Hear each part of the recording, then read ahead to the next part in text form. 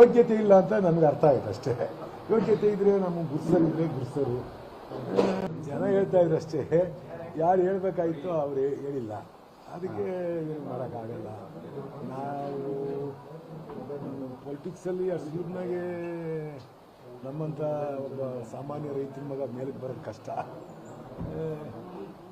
ಅದು ಇಲ್ಲಿ ಯಾರ ಗಾಡ್ ಫಾದರ್ಸ್ ಇರಬೇಕು, ಇಲ್ಲ ತಲೆ ಹೊಡೆದು ಹಣ ಸಂಪಾದನೆ ಮಾಡಿರಬೇಕು, ಇಲ್ಲ ಬೇರೆ ಥರದ್ದು ಏನಾದ್ರು ಕಲ್ತಿರ್ಬೇಕು.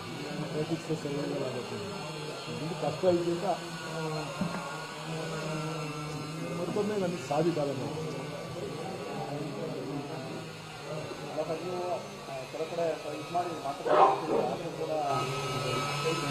ಏನು ಮಾಡೋಕ್ಕಾಗಲ್ಲ, ಏನು ಮಾಡೋಕ್ಕಾಗಲ್ಲ.